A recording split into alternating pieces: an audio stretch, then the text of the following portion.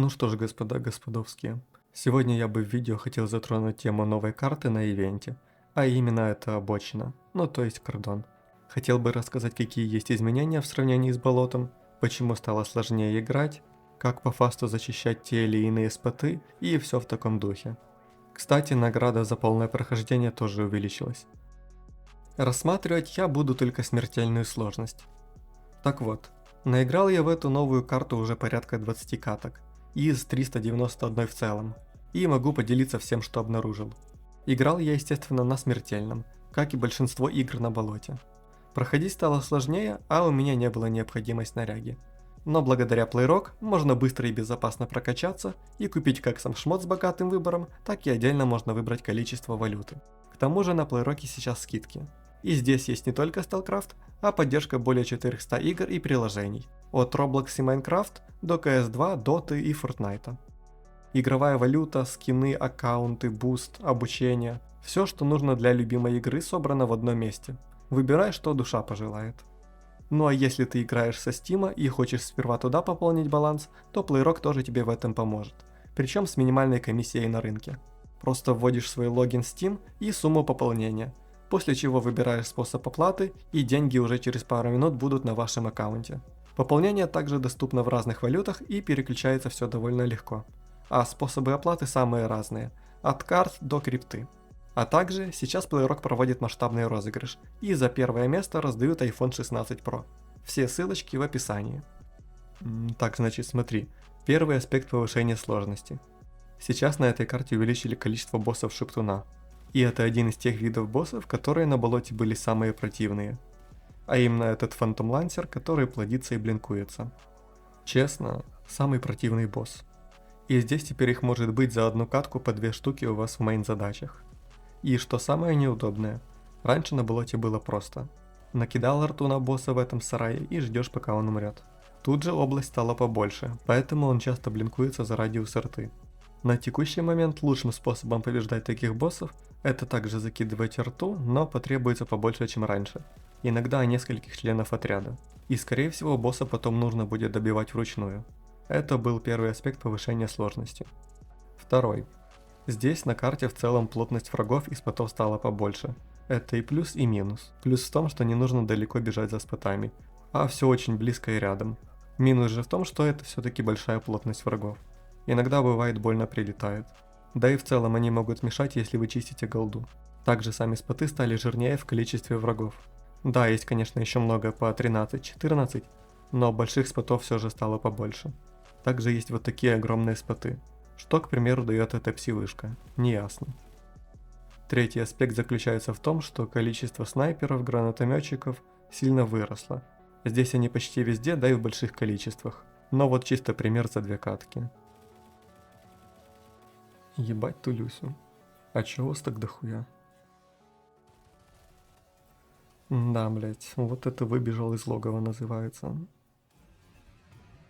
Причем у меня нету сильно негативных модификаторов, которые увеличивают респ. Так что такое их количество здесь это уже база. Как с ними бороться?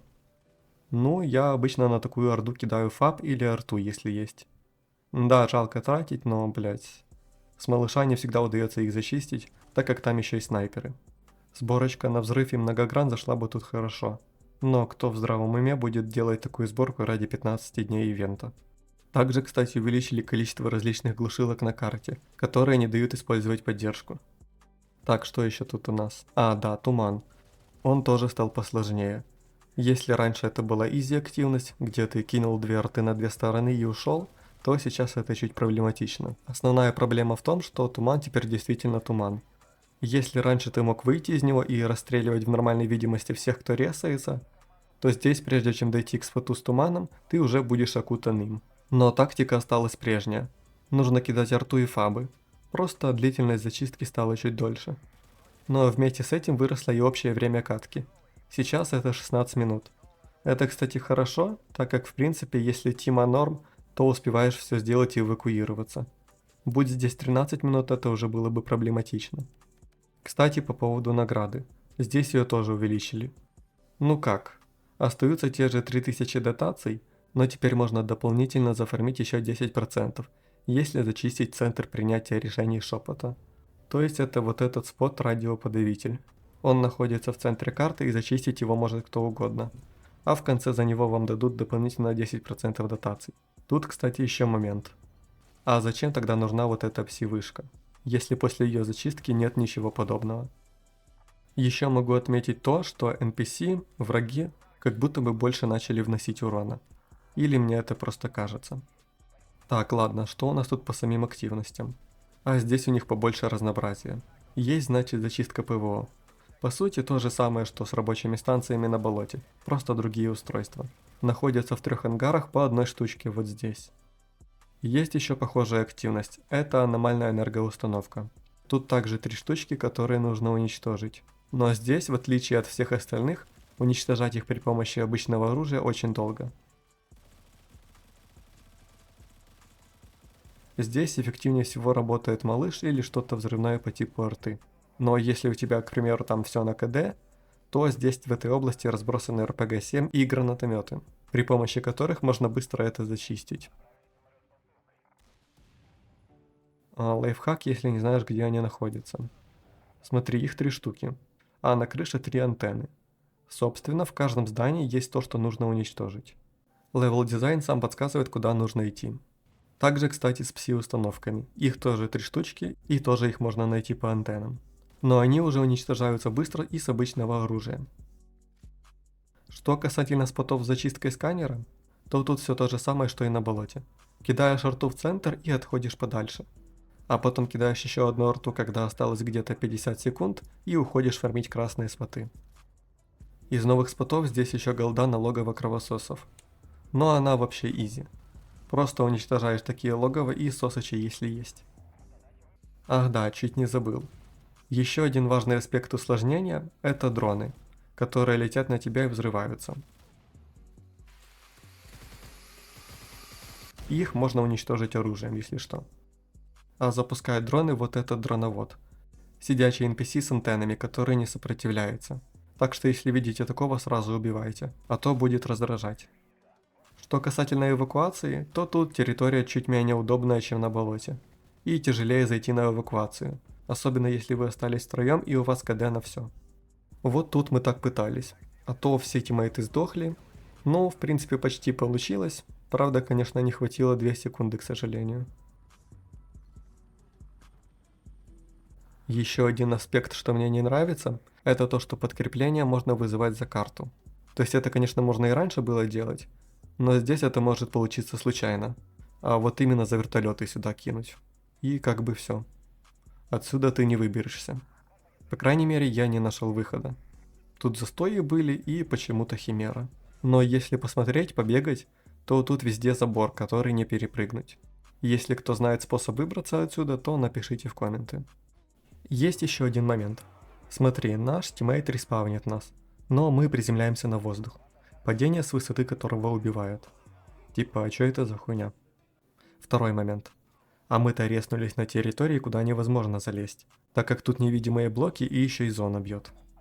Типа, люди наоборот не могут попасть сюда, а мы не можем выбраться наружу. И нигде пройти здесь нельзя. Остается только умирать и респаунить типов за этой областью. Но если как тут у нас нет респов, то это ГГ. Еще новый NPC, которого я заметил, это фазовый командир. Типа смесь обычного фазового стрелка и босса. Тоже плодится и блинкается. Так, как же тут побеждать?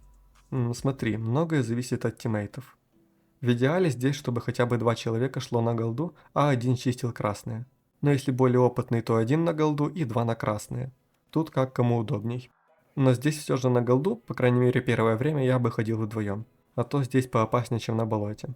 Главное сначала придрочиться к карте, а потом будет как с болотом. Игры станут рутиной, где можно будет соло спокойно выиграть. Так как здесь больше времени, то и выполнить все можно успеть, еще и центр принятия уничтожить. В целом, да, это база. По времени тут, конечно, двоякое впечатление. С одной стороны, этого хватает, чтобы выполнить все задачи. С второй, катки длиннее. А значит, если раньше за 65 минут ты смог зафармить 5 каток, и если все пройдет хорошо, то в идеале ты можешь заработать чуть более 15 тысяч дотаций. То сейчас за это время ты сыграешь 4 катки и заработаешь 12 тысяч дотаций. Но тут, конечно, еще стоит учитывать дополнительные 300 за доп. Квест, но даже с ним выйдет только 13200 в идеале. Так что фарм дотации на единицу времени чутка порезали получается. Пока я монтировал видос, повысили с 10% дополнительных дотаций до 15%. То есть то, о чем я говорил выше, повышается с 13200 до 13900 за 4 катки максимум. Я, конечно, не сказал чего-то нового, какого-то секретного способа, чтобы побеждать. Его просто нет. То есть все, что было на болоте, по сути, работает и тут. Это скорее более как обзор новой карты в ивенте. Ведь всем понятно, что нужно разделяться и фармить отдельно, а арту кидать на важные споты, а фабы на чуть более крупные, где 30 плюс врагов, а не на те, где 13.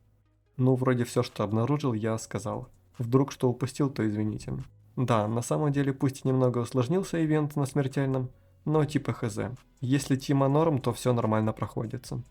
Главное просто чуток придрочиться к карте и запомнить, что где. И будет изи как болото. Химеры и псевдочей на карте как будто бы по ощущениям чуть меньше, чем на болоте. Кстати, вот еще забавный момент. Типа с интернетом все норм.